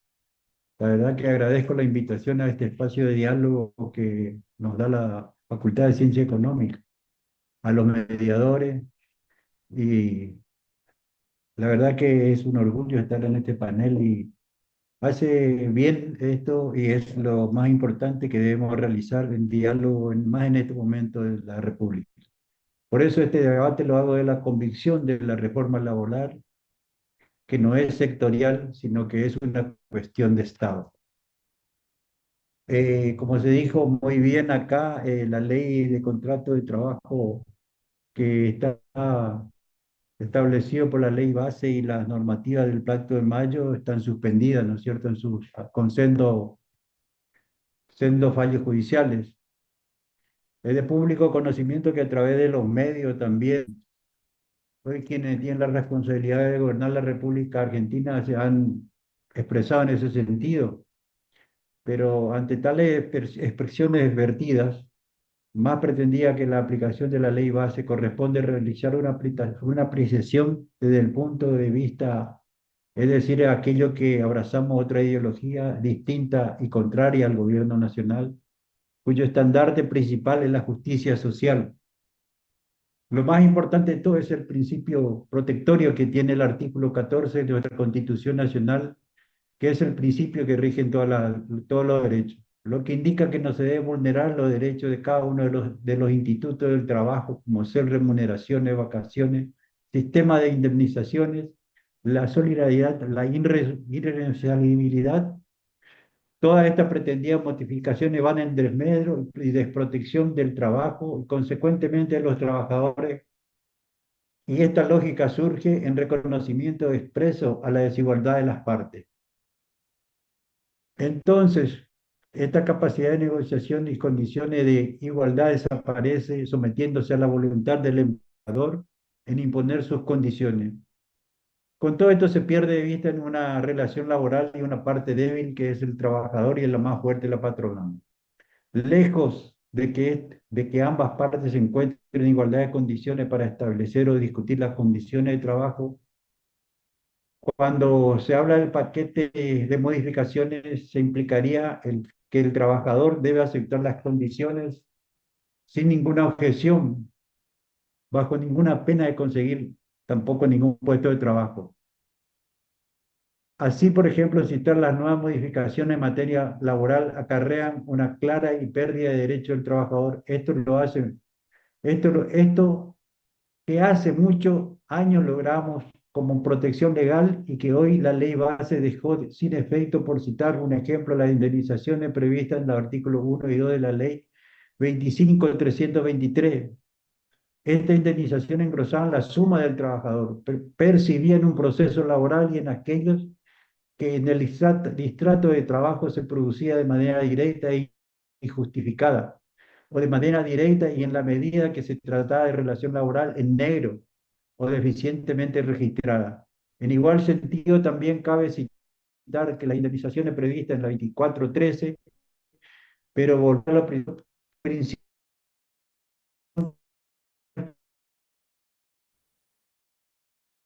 de la justicia social.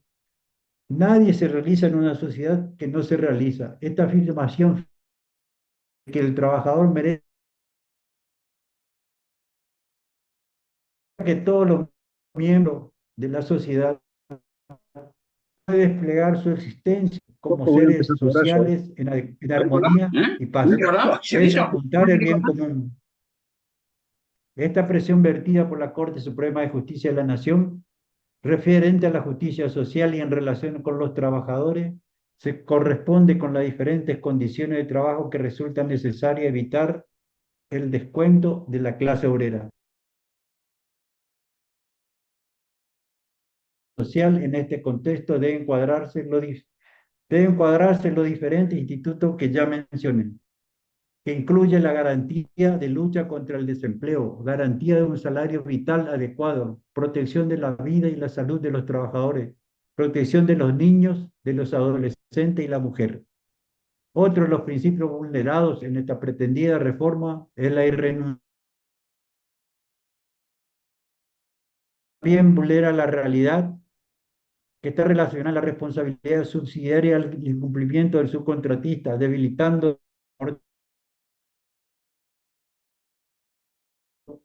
directo, y ya que mencionamos la autoridad administrativa, debemos darle la importancia y la herramienta del rol que cumple en vida cotidiana los organismos del derecho del trabajo, otorgándole los elementos indispensables para el cumplimiento de tan importante función. buscando ya algunas maneras de agilitar los trámites referidos al control de fiscalización en el mundo del trabajo y de esta manera hacer cumplir concreta y un principio protector establecido en el artículo 14 de nuestra Constitución.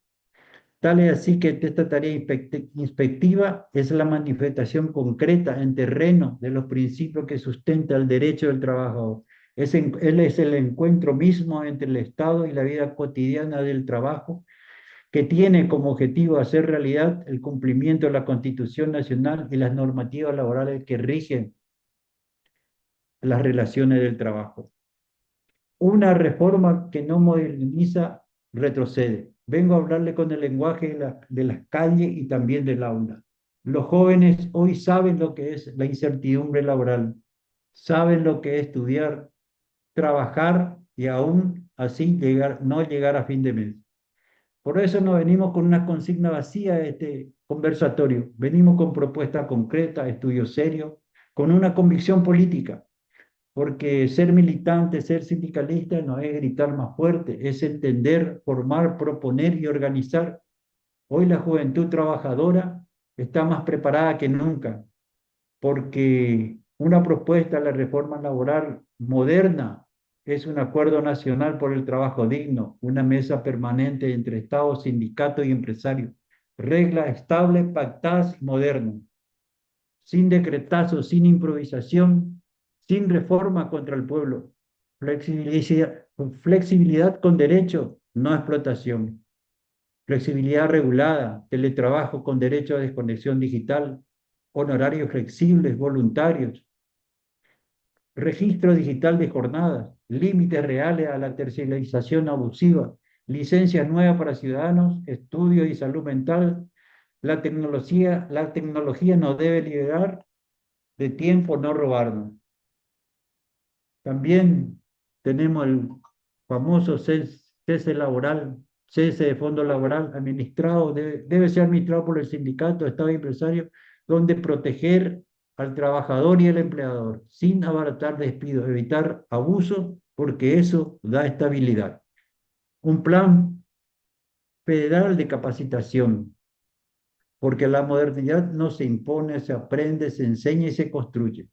Formación gratuita y permanente en programación, energías renovables, automatización, robótica, mecatrónica, logística, economía del conocimiento. También la inteligencia artificial aplicada a la industria. La juventud argentina no puede ser una mano de obra barata, tiene que ser la vanguardia productiva de nuestro país. Blanqueo real del trabajo informal, fiscalización digital, penas altas para el fraude laboral, beneficios temporales para registrar empleo, prohibición del monotributo trucho. Registrar a un empleado no es castigo, es un acto de justicia. Los sindicatos tenemos que ser más fuertes, modernos, potentes y participativos, con más mujeres, más jóvenes, más debate técnico y formación política. El sindicalismo no es el pasado, es la herramienta del futuro para que nadie quede solo frente al poder económico. Ahora hablemos de lo que no se dice en los medios.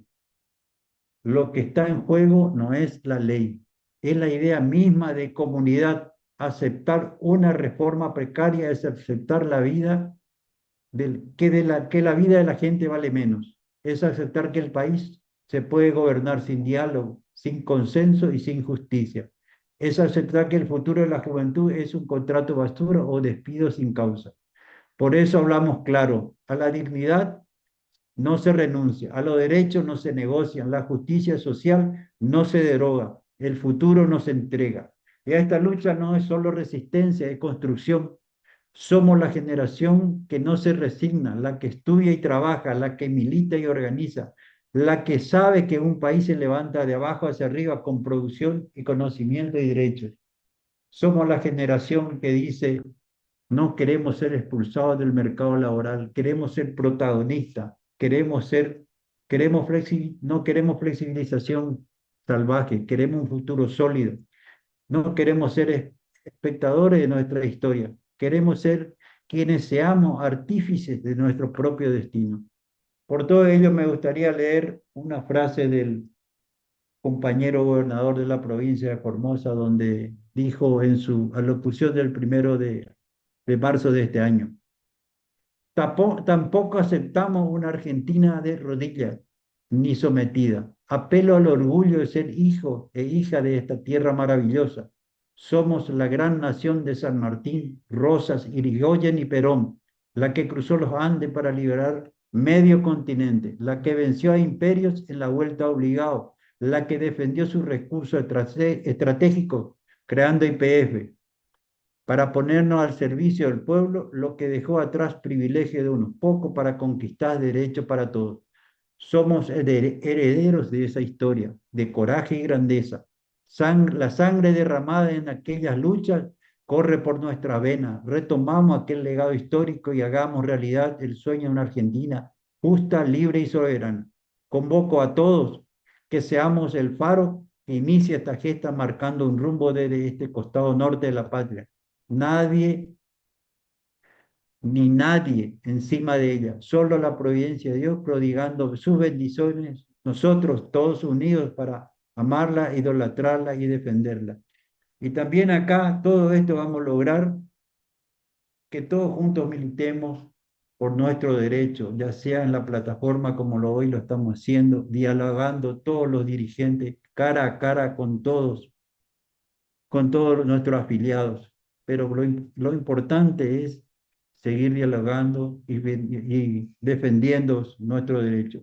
Sabemos también que en el Senado tenemos varias propuestas que están con despacho de comisiones, como por ejemplo el bloque justicialista tenemos que derogar la ley de bases, es recuperar los derechos laborales, la reducción de la jornada laboral, la desconexión digital, salud y seguridad del trabajo, protección de los créditos laborales, licencia igualitaria, participación de los trabajadores en la ganancia, salario, instituir el sentido y la importancia vital del salario mínimo. Proyecto de ley de cuidado de personas que trabajan en el servicio de plataformas digitales, derogación de la ley 11.317 de prohibición de tareas riesgosas e insalubres para las mujeres y niños. Y como decimos acá, muchas gracias y en Formosa no se rinde nadie. Muchas gracias, Hugo. Bueno, vamos a finalizar con la doctora Belén Zarza, asesora legislativa de la Cámara de Representantes de Misiones y miembro del Centro de Estudios de Políticas Sociales y Laborales. Va a exponer sobre el impacto que genera la reforma laboral en las mujeres y diversidades. Adelante, Belén.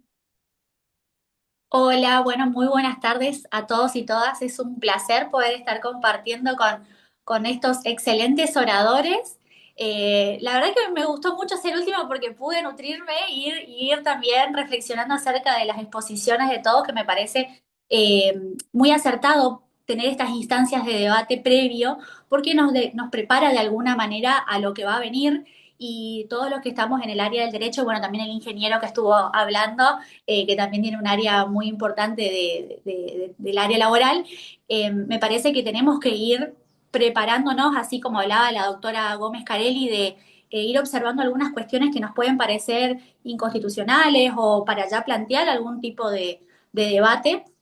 Así que celebro este tipo de instancias en las cuales nos juntemos todos los profesionales del NEA para abordar. Quiero agradecer a la doctora Victoria Cerdán del Centro de Estudios, que es mi compañera del centro, que estamos formando también acá en Misiones, en la filial con jóvenes profesionales. Así que nos gustó la idea de poder plantear esta temática de las desigualdades laborales para las mujeres y para las minorías, que es un problema que ya se vino planteando durante todo el año, que también abordó el tema de la discapacidad, de los cupos, del cupo femenino, el cupo trans y demás, que ya está vulnerado y que durante todo el año tuvimos que volver a las bases para replantear los derechos garantizados. Me parece que hoy, todos los que estamos acá, ninguno plantea que la modificación a la ley laboral o a las reglamentaciones laborales son negativas o que no son necesarias, mejor dicho, perdón, sino que hay que hacerlo para garantizar los derechos adquiridos y no para hacer un retroceso como algunos sectores pueden estar planteando. Desde Misiones, junto a representaciones del NEA, entendemos que este debate no es abstracto. ¿Por qué? Porque el trabajo afecta directamente a las familias y especialmente a las mujeres y diversidades quienes ya viven en una situación de precariedad. En Argentina, hoy ya lo escuché de algunos oradores que me precedieron, la informalidad golpea con fuerza ya, y llega a índices muy elevados. De estos índices que estamos mencionando, les quiero mencionar algo. Las mujeres son las más afectadas porque indudablemente tienen un trabajo irregular, muchas veces no declarado, muchas veces en negro. Y quiero hablar puntualmente del sector doméstico. El sector doméstico, conformado casi íntegramente por mujeres, registra una tasa de informalidad del 75,6%. Cabe señalar que dicho sector concentra un 15% del total de empleo femenino, lo que equivale a 1.371.517 mujeres. La relevancia de este sector de actividad para la estructura ocupacional es tal que si se registra al total de trabajadores de casas particulares, la tasa de informalidad de la economía argentina se reduciría al 6,7 puntos de porcentuales, o sea, caería del 36% al 30%. Y la correspondiente a las mujeres bajaría del 14%, ubicándose en un 24%. ¿Qué quiere decir esto? El trabajo que llevan a cabo las mujeres muchas veces en tareas de cuidado, en tareas domésticas, ya naturalmente sufre una desigualdad. En este contexto, el empleo formal con derechos no es un lujo, consideramos que es una necesidad básica, pero hoy muchas de esas conquistas corren riesgo. Me gustaría hablar también de que, al igual que las mujeres, en el derecho en la provincia de Misiones, la Comisión para la Erradicación del Trabajo Infantil tiene una tarea fundamental, ya que nos encontramos con uno de los índices más altos de trabajo infantil, de deserción escolar en las zonas rurales. Y justamente esta semana estuvimos trabajando en la Red Binacional para la Prevención y la Erradicación del Trabajo Infantil, lo cual nos mostró unas cifras alarmantes. Entonces, tomando en cuenta todas este contexto en el cual nos encontramos, no solo en la Argentina, sino puntualmente las provincias del NEA, me parece que es importante que podamos trabajar este proyecto con una mirada más federal y no tan centralista, porque la realidad de las provincias en las cuales estamos hoy presentes es diferente y es una realidad que debe trabajarse de manera puntual. También me gustaría hablar de que no se trata solamente de rechazar el trabajo o el desarrollo, sino de exigir que ese desarrollo venga acompañado de derechos. Me parece también que hay políticas de formación genuina que no crean empleo precario, sino empleo registrado con derechos, y a eso es lo que tenemos que abocarnos. Que no aceptamos que modernizar signifique precarizar, y sobre todo a lo que tiene que ver con los derechos conquistados por las mujeres, nos parece importante destacar que se deben dar las garantías necesarias para la igualdad que tanto venimos pregonando, que tanto venimos trabajando hace varios años, y que si se va a cambiar la ley, que sea para mejorar la vida de las mayorías y no para empobrecerlas, como se estuvo planteando desde muchos sectores. No quiero seguir profundizando porque, bueno, Vicky me pidió puntualmente que trate de reducir el tiempo, así que me parece que hay que abrir el debate a estas cuestiones que tienen que ver con los derechos de las minorías, que no deben seguir siendo desatendidos y que debemos trabajar como profesionales del derecho para poder garantizar que no se dé un retroceso y que podamos seguir avanzando en cuestiones que mejoren y que se modernicen, y no que tengan que ver con quitar recursos o quitar garantías a las provincias, que de por sí somos las más afectadas en materia política y en materia de coparticipación. Bueno, muchísimas gracias. Bien, muchas gracias, Belén. A continuación, por razones de tiempo, ahí indiqué en el chat el correo electrónico a donde pueden enviar las consultas. Bueno, el doctor Jorge Woznicka quiere hacer un pequeño cierre. Le pido disculpas nuevamente por cortarlo, pero la verdad que por razones de tiempo de la facultad tenemos que ir cerrando. Adelante, Jorge. Gracias, Victoria. Bueno, nosotros, los gremialistas argentinos, no estamos en contra de ningún tipo de reforma laboral que abarque sobre todo el 43% aproximado de informalidad que hay en nuestro país para que pueda acceder al trabajo. Pero sabemos que no hay ni un milagro en una reforma laboral para que los que no tienen trabajo puedan trabajar.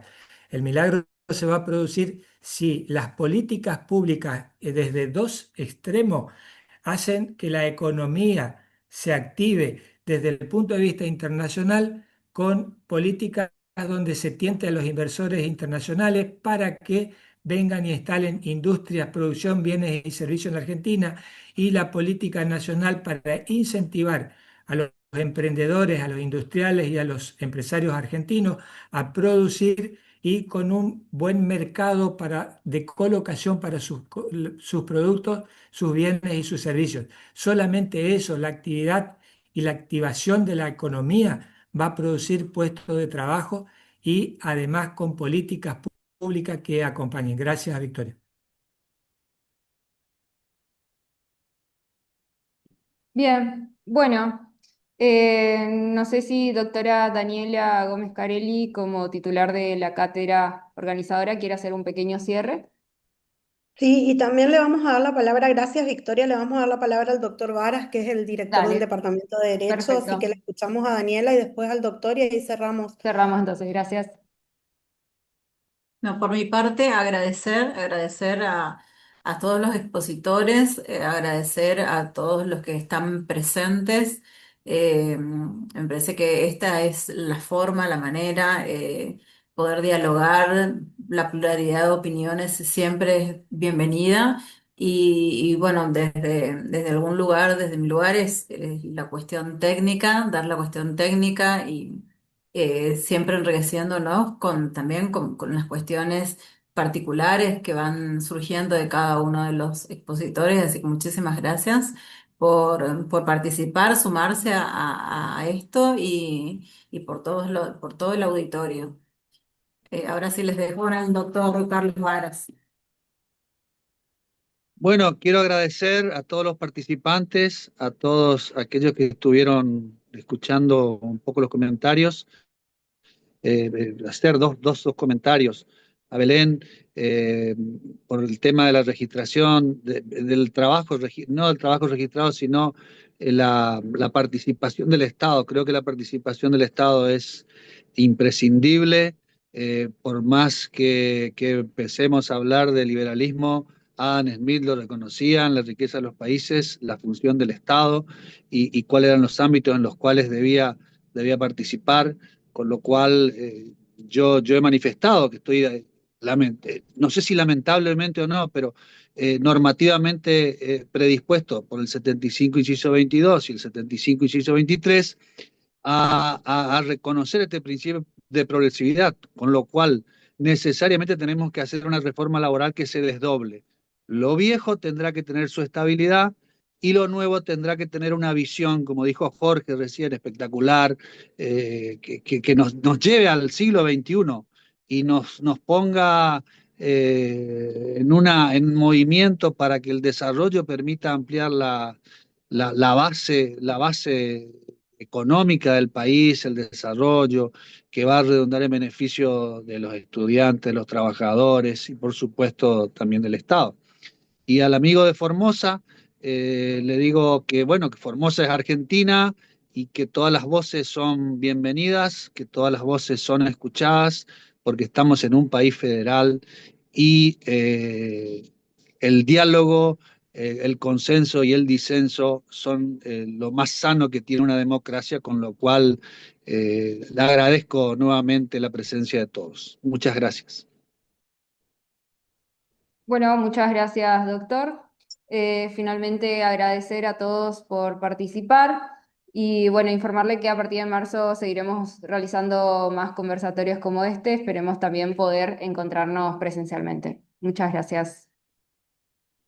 Muchas gracias. En el chat le dejé el link también de Instagram del Departamento de Derecho por si quieren ver lo que vamos a resumir de esta actividad de hoy y quieren seguirnos para enterarse de las siguientes actividades del departamento. Muchas gracias. Gracias, Daniela, por la iniciativa.